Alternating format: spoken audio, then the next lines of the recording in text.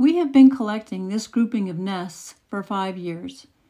The first nest on the left is the oldest nest we have. Unfortunately, we don't remember where in the garden it was collected or what kind of birds made this nest. I can't even offer an educated guess on this one. This nest is made of weed stems, small sticks, and dog hair curls. There is also white polyester furniture fluff poked here and there, with wisps of black and orange polystring around the top. The second nest is a robin's nest, collected this year when a large branch of the old elm in front broke off after a windstorm. It had beautiful blue robin's eggs in it.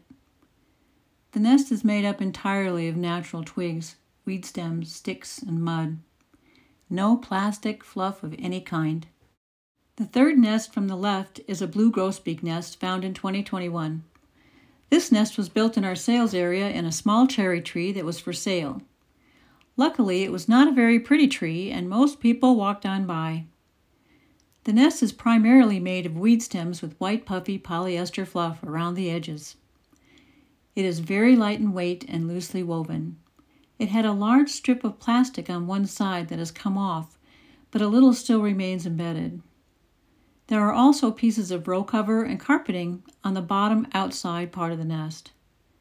We watched them fledge and feared for their lives as they were walking on the ground flightless. The parents watched closely, though, and all of them finally flew. This was a late season clutch, and the young were camouflaged among the leaves. You have to look closely to find them on the tree branch.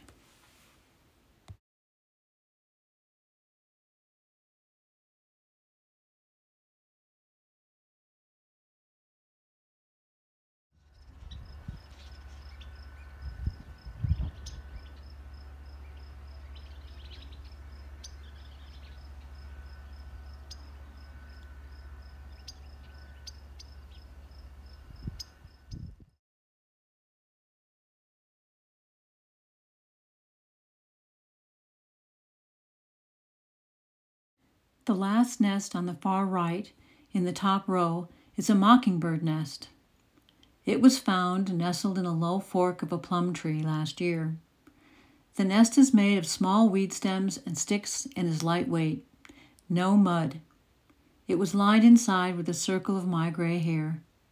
The eggs are the most lovely shade of blue.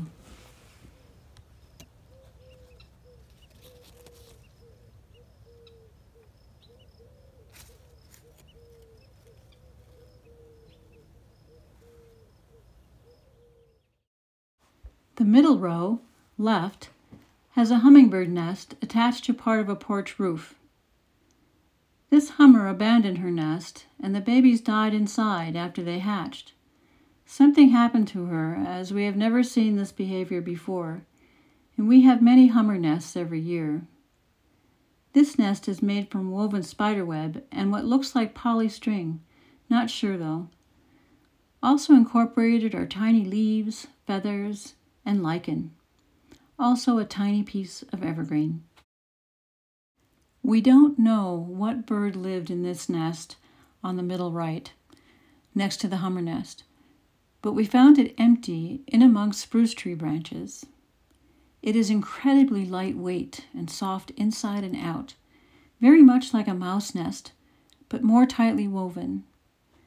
Also, there is nothing else in the nest, no polystrings or fluff or anything synthetic. The black nest on the right side of the tree was built this year at the very top of an ash tree. The bottom left nest, shown on the table, is a nest we found on the ground last year after a storm. We think they are both Scott's oriole nests. Both nests are mostly woven with black weed mat weaving. We do our best to tuck under loose webbing ends and replace more matting, but we clearly need to do a better job. The inside of the nest, though, is made of weed stems and sticks and is very smooth. The multicolored nest on the right was found in 2020. It was the first nest I found using polyester rope threads and webbing. The birds here have used polyester fluff and string and carpeting for years, But weed mat was a new one, and this much of it was very unusual.